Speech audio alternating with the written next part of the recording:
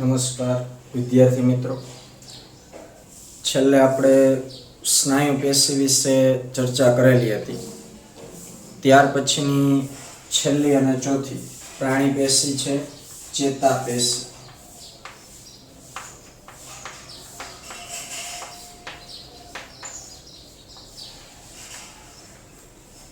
બાજુમાં તમે આકૃતિ જોઈ શકો છો. આ એક ચેતાકોષ છે. તો આ જે ચેતાપેશી છે એ ચેતાપેશીની રચના કરતા જે કોષો હોય એ કોષોને ચેતાકોષ તરીકે ઓળખવામાં આવે.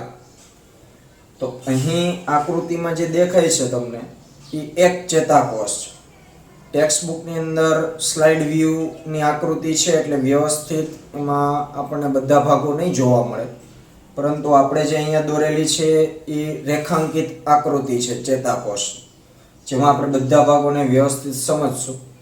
તો મૂળ વાત પહેલા કે ચેતાપેશીની રચના કરતા જે કોષો છે તેને ચેતાકોષ તરીકે ઓળખવામાં આવે. બીજી વાત કે ચેતાપેશી છે એ પ્રાણી શરીરની અંદર કેવા કાર્ય સાથે સંકળાયેલી છે? તો ચેતાપેશીનું મુખ્ય કાર્ય છે, જે ટેક્સ્ટ બુકમાં તમને પહેલી લીટીમાં સમજાવ્યું છે કે ચેતાપેશી બદલાતી અવસ્થાઓ સામે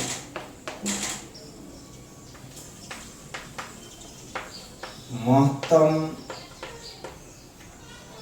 નિયંત્રણ માટે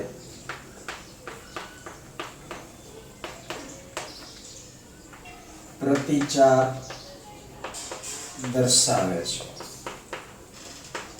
તો આ એનું કાર્ય થયું કે ચેતાપેશી બદલાતી અવસ્થાઓ સામે મહત્તમ નિયંત્રણ માટે પ્રતિચાર દર્શાવે છે.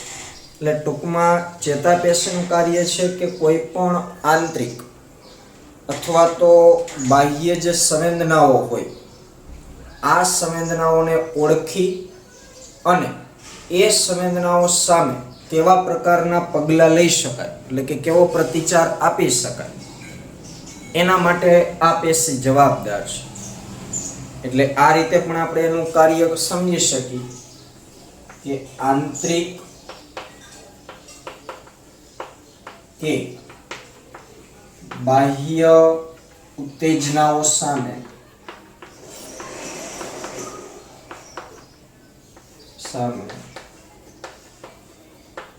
પ્રતિચાર આપે છે. હવે આ ઉત્તેજનાઓ એટલે કે કેવી સંવેદનાઓ?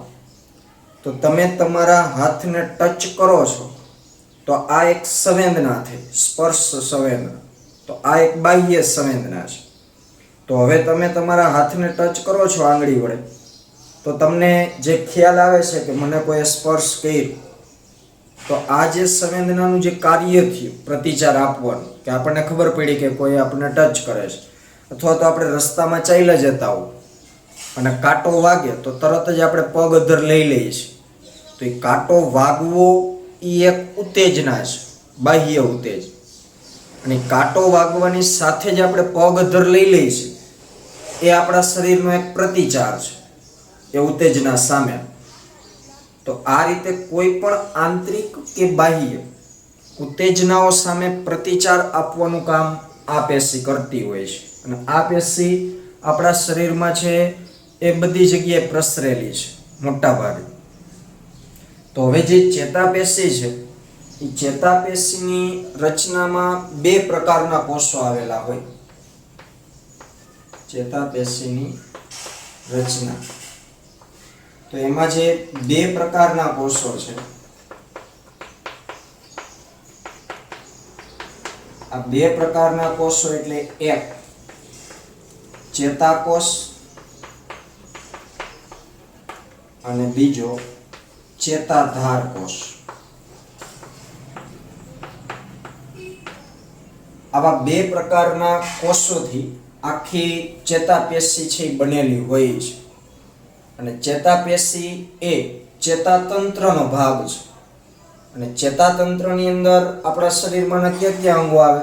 તો મગજ, કે જે મુખ્ય ભાગ છે ચેતાતંત્ર, તો આ મગજ પણ આખું ચેતાપેશીથી બનેલું હોય, જેની અંદર આવા વિશિષ્ટ પ્રકારના ચેતાકોષો હોય. એ જ રીતે કરોડરજ્જુ, તો એ પણ અતિ મહત્વનો ચેતાતંત્રનો ભાગ છે. અને આ મગજ અને કરોડરજ્જુમાંથી જે ચેતાઓ નીકળતી હોય, તો આ બધાથી ચેતાતંત્ર રચાયેલું છે. અને ચેતાતંત્ર બનવા પાછળ જવાબદાર પેશી કઈ છે? ચેતાપેશી. અને ચેતાપેશીની રચનામાં આવા બે પ્રકારના કોષો હોય, ચેતાકોષ અને ચેતાધાર કોષ. ચેતાકોષ છે એ મુખ્ય કોષ છે આ પેશી, કે જે રચના કરે છે અને કાર્ય કરે છે. એટલે આપણે એવું કહી શકીએ કે ચેતાકોષ એ ચેતાપેશીનો રચનાત્મક અને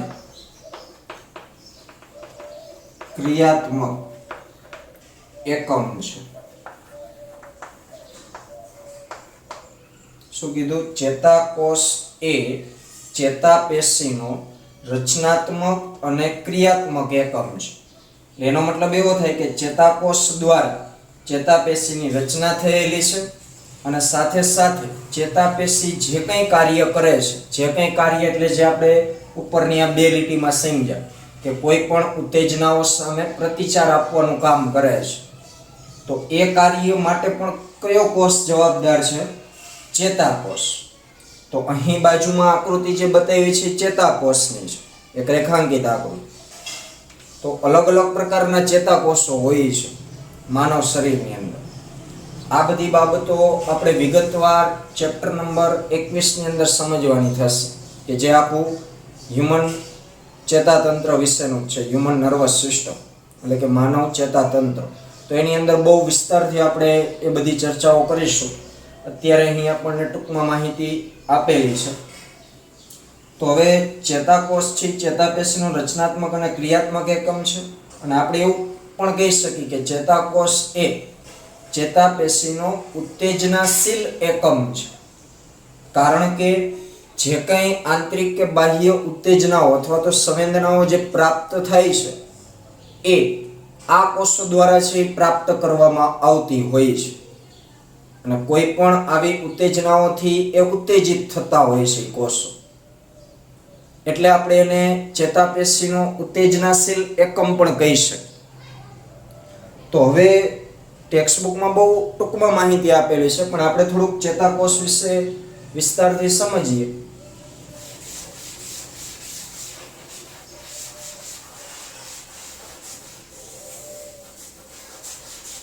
તો ચેતાપેશીની રચનામાં બે કોષો આપણે કીધા, બે પ્રકાર, ચેતાધાર કોષ અને ચેતાકોષ. એમાં આપણે ચેતાકોષ વિશે થોડુંક જોઈએ.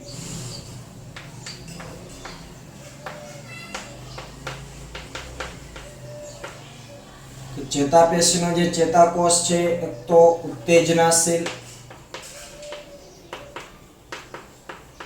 એકમ છે ચેતાપેશીનો.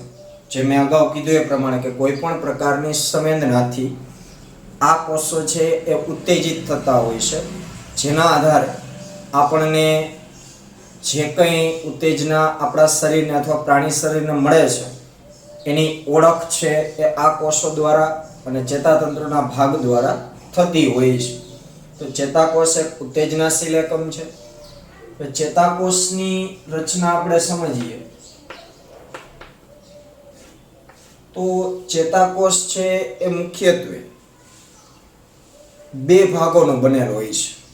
એક કોષકાય અને બીજા પ્રવર્તો.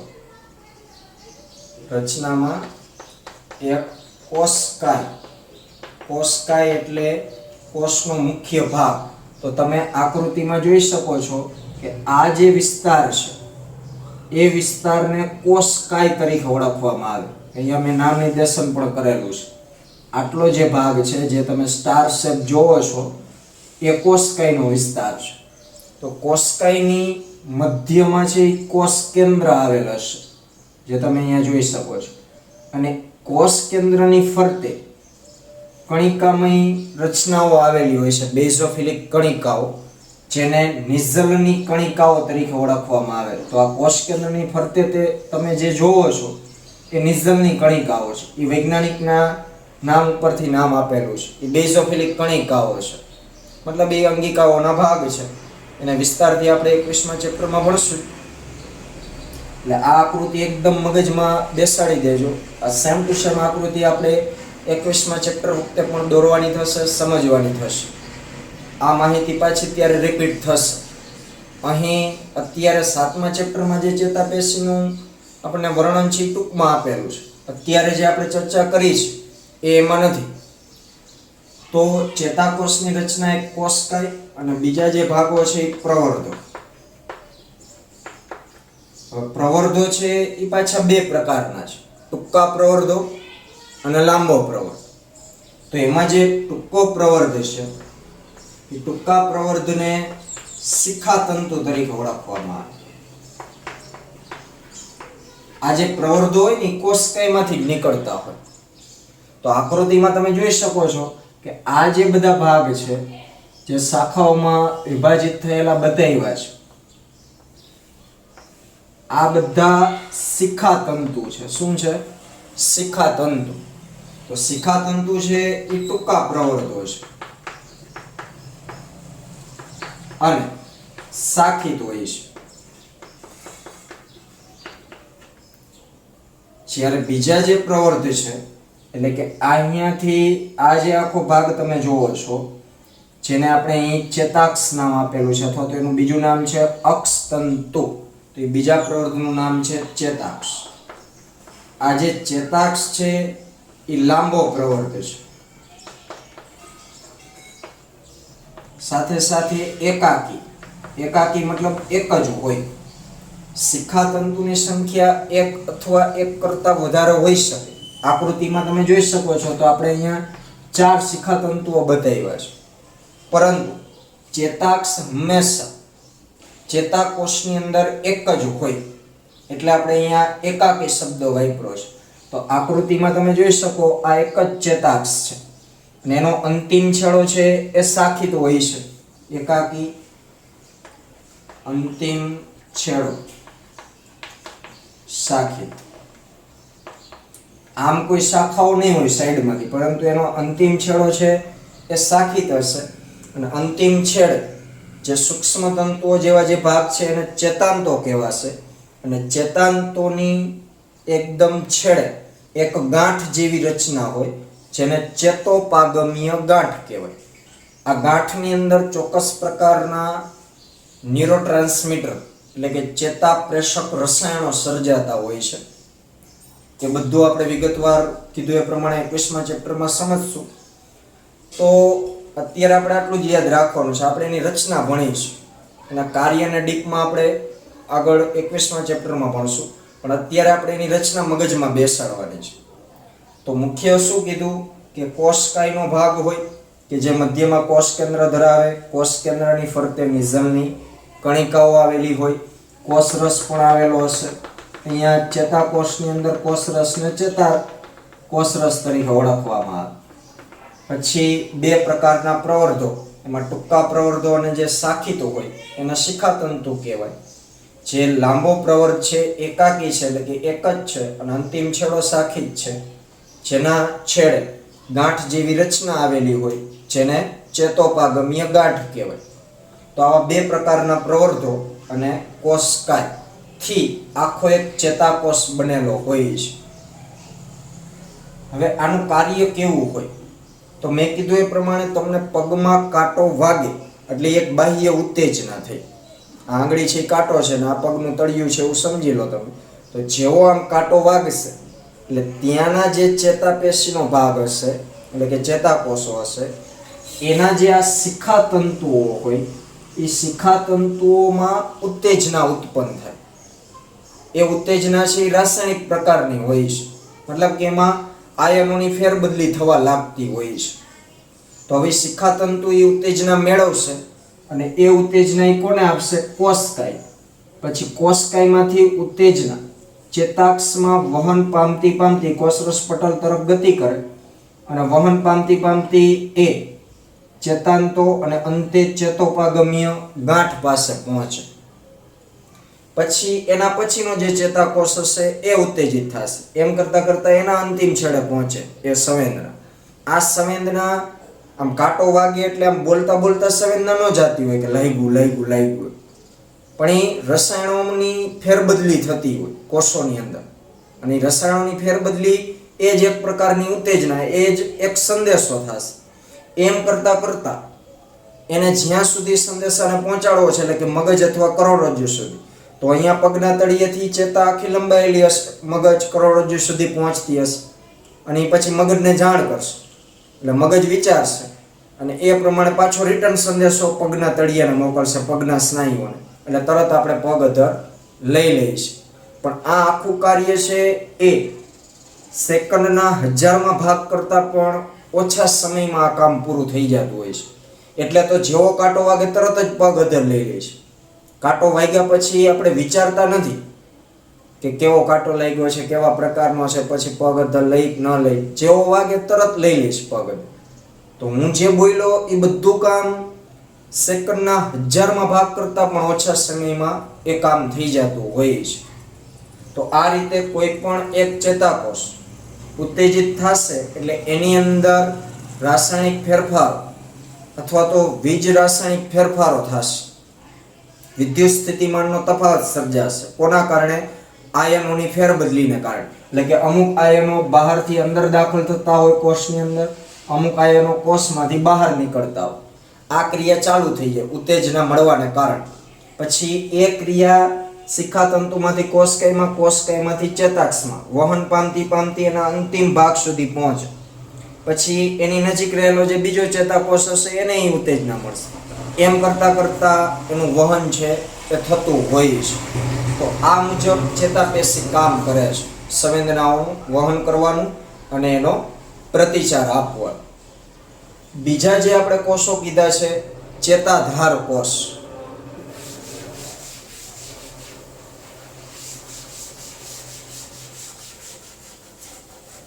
તેનું નામ જ આપ્યું છે ચેતાધારક અથવા તો આધારક કોષ પણ આપણે એને કહી શકીએ. ચેતાધાર અથવા તો આધારક કોષ.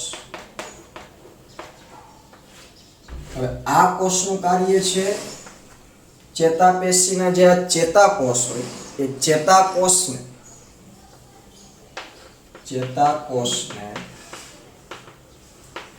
આધાર અને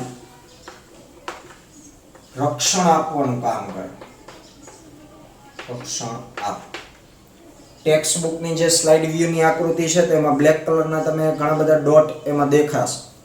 આકૃતિ જોવો તો એ ચેતાધાર કોષો છે. તો એ ચેતાધાર કોષો છે એ ચેતાકોષને આધાર અને રક્ષણ આપવાનું કામ કરે છે. આ કોષો ક્યાંય સંદેશાઓના વહનમાં ભાગ લેતા નથી. એનું કામ માત્ર ને માત્ર ચેતાકોષને આધાર આપવાનું અને એનું રક્ષણ કરવાનું.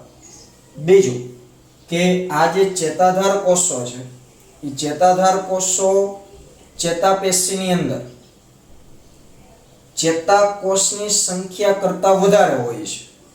એટલે કે આ કોષો ચેતાપેશી